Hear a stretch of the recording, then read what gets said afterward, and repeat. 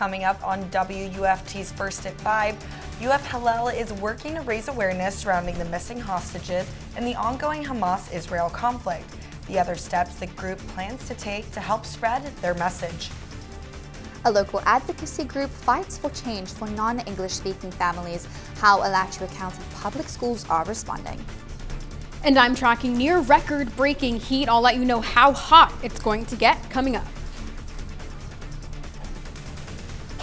First at 5, from the University of Florida's College of Journalism and Communications, you're watching WUFT News. Welcome to WUFT News. First at 5, I'm Cristina, Santiago. And I'm Daniella, Rudolph. Thanks for joining us. As the conflict between Israel and Hamas continues overseas, communities here in North Central Florida are looking for ways that they can help. At the University of Florida, a display was laid out to bring awareness. WUFT's Chris Well joins us now. Chris, this display focused on Israeli citizens taken hostage on October 7th. That's right, 242 chairs were set up across the Plaza of the Americas at UF, each one dedicated by UF Hillel to a person still being held hostage today. Each chair had the name, age, and nationality of someone kidnapped by Hamas. Attached was a brief description of the impact the conflict has had on the people of Israel. Students walked through one of the busiest parts of campus to read the display and ask questions. UF Hillel says the display was to, quote, raise awareness of this dire situation and educate the campus community about the war in Israel. And one UF Hillel board member says that all anyone wants is peace and safety.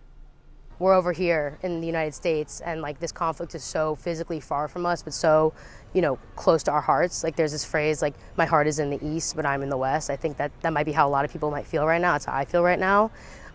It is kind of hard going on with your normal day as a student, when there is this major conflict and there's so many conflicting viewpoints. The group says it demands the immediate and safe release of all the hostages. The group will now prepare for a trip to Washington, D.C. On Tuesday, the nation's capital, members of UF Hillel will join the Jewish Federations of North America for a march on Washington. Reporting live in the newsroom, Chris Will, WFT News. Today, the Florida House voted unanimously to pass a bill providing $45 million to Jewish schools and other facilities to help bolster security. The votes came on the second day of a special legislative session. The bill to beef up security at Jewish day schools and other facilities was sponsored by Representative Randy Fine, a Brevard County Republican who is Jewish. Fine says the money provided in the bill will help to keep Jewish children safe. We shouldn't live in a world where we need these kinds of things. But we do live in a world where, unfortunately, anti-Semitism is rampant. House members passed the proposal whilst also providing resolutions supporting Israel and a measure to increase sanctions against Iran, the backer of Palestinian militant group Hamas.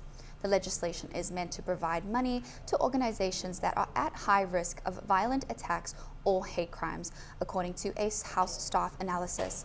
The Senate is expected to take up the issue Wednesday. Cool mornings and hot afternoons. That's the trend we're seeing this week. WUFT's Derrrah tells us how long this will stick around. Yeah, Christina, it's a little bit warmer right now this time than it was this time yesterday. We're seeing those light winds, so it's not too unbearable. And the beginning of a gorgeous sunset over Century Tower right now. Temperatures in Gainesville at 81 degrees, 81 also in Palatka, 76, so feeling a little bit cooler along the coast in St. Augustine, and 80 degrees in Ocala. We have high pressure in play, which is keeping those clouds away and that dry weather here to stay over the next couple of days. And that's also why we're going to be seeing clear skies overnight tonight. It's going to cool down into the low 50s. We're also looking for the possibility of some fog tomorrow. We'll talk about that visibility when I see you in just a couple of minutes. Thanks, Derrrah. A petition signed by more than 600 Alachua County public school parents outlines steps that they want the district to take to create a language access plan. WUFT's Bailey Korinek joins us live at the school board headquarters. Bailey, you spoke with advocates for non-English speakers who say they will continue to push until change happens. Gainesville is home to nearly 15,000 immigrants. This means a wide variety of different languages are being spoken here. Now, about a year ago today, a local advocacy group started working with the district in order to increase its language accessibility for non-English speaking families. But today, they're still pushing for more change. Mandarin, Arabic, Spanish, Portuguese. Just a few of the languages that make up the non-English speaking families in the Alachua County Public School District. We have about 1,200 families that have listed on their enrollment forms that their family primarily speaks Spanish. All the rest are much, much lower. The school district has one translator. Gainesville Immigrant Neighbor Inclusion Initiative is the liaison for families. But that leaves out the other 40% of the students in our system, as well as the families. The group pushed for increased accessibility. What we're doing is looking at other options that we have to expand accessibility and getting more of our staff trained in using those strategies that we've put in place so that they can use them more effectively. ACPS continues to add new strategies to provide real-time translation services. We are very excited to see that they are making efforts. The experiences that we hear from the clientele that we serve are still pretty negative. A lot of the times parents are just unable to get in contact with their children's schools in a language that they are able to speak in. Advocates want more progress while the district is still in the process. The ACPS website can be translated into more than 200 different languages. Now, today, Johnson told us that the county is looking to improve its outreach to families and guardians whose primary language is something other than English. Live in Gainesville, Bailey Korinek, WUFT News. It's election day and only one local town is holding elections for a pair of city commission seats. In the city of High Springs, incumbent Rose Ambrose will look to keep seat 1 of the city commission. Andrew Miller challenges him for that same seat.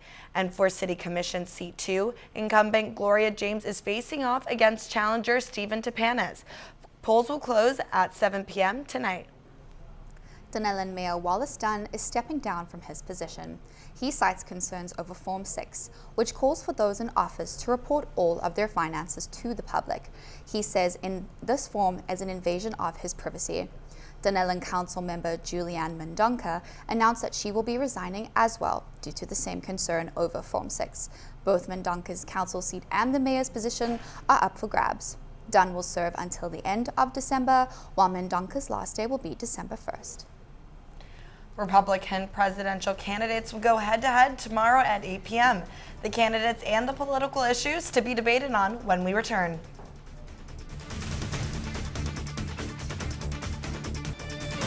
You're watching WUFT-TV News. Republican presidential hopefuls prepare to square off in their next debate tomorrow night in Miami. Reporter Alice Barr tells us the main issues to be covered during the debate.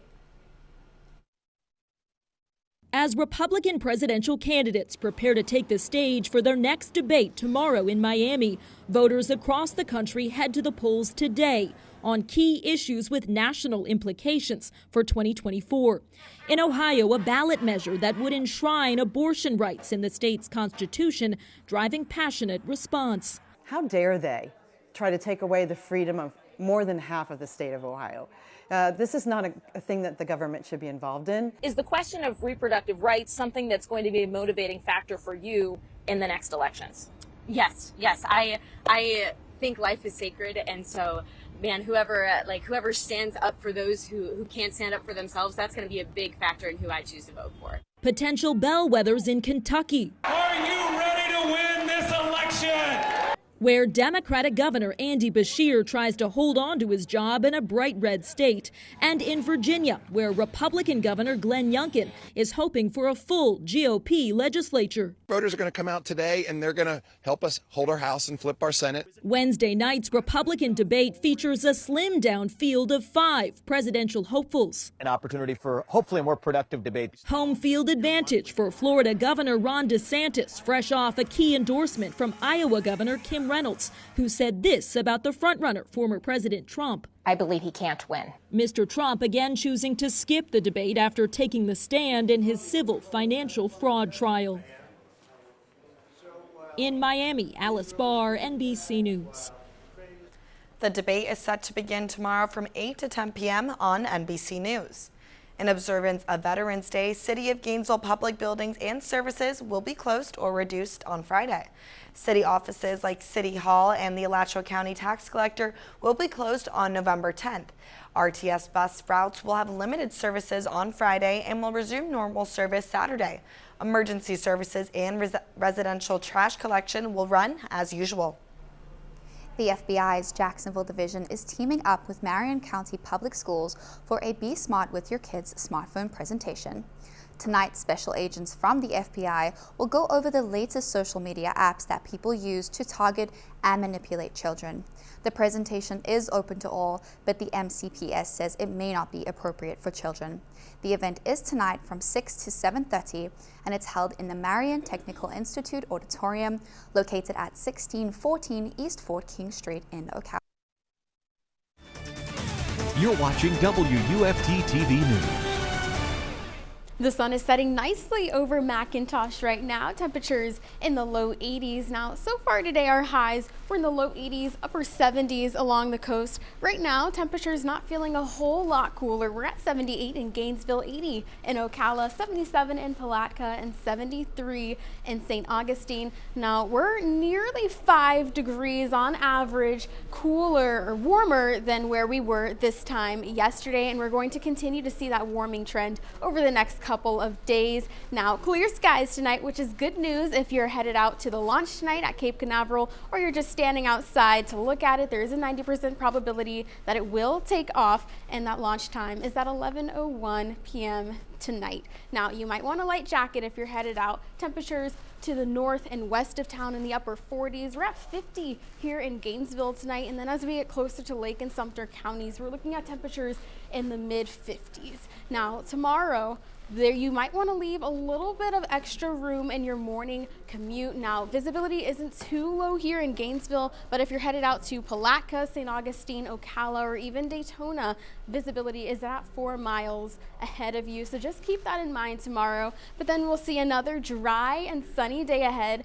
Temperatures in the mid 80s, and then we'll see that increased cloud cover as we get into the evening hours. As that ridge of high pressure builds and high pressure shifts to the northeast, we'll see our flow shift from out of the northeast, and that's going to work to build in that warmer and drier air. We're also going to have a cold front approaching, which is going to work to build in some of that moisture in the air. So right now, when we look at the measure of moisture in the air, we're in the refreshing zone with dew points in the 40s and 50s, but as we get towards Thursday, Friday, Saturday, we're looking at conditions feeling humid and even muggy outside. And look at this. Forecast high on Friday is 86 degrees. Record high is 87, so we're going to be dancing with those records, and it's going to feel pretty warm once you factor in the moisture. Nothing going on in the tropics. There's only 23 days left in hurricane season. We're finally starting to see those conditions dwindle down. First, we have to get over this hump of warmer temperatures as we head into Veterans Day. You'll definitely be able to break out those sandals and the shorts. Then we'll see that cold front move through, bringing a 20% chance of rain on Sunday, and then we'll be left with that cooler and drier air with highs in the mid 70s next week. Coming up next on WFT News, last night was the beginning of a new season for Gator men's and women's basketball. With lots of new faces and exciting storylines, it was a big night at Exactech Arena. After the break, I'll be recapping both matchups, previewing what's next, and plenty more. Don't go anywhere.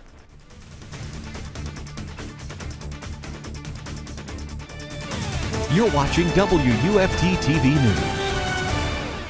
Welcome into sports. I'm Bradley Shimel. Last night was a huge night in Gainesville as the Gator men's and women's basketball teams tipped off their seasons. First, we'll take a look at the Gator women who took on the UNF Ospreys, and boy, did they start with a bang.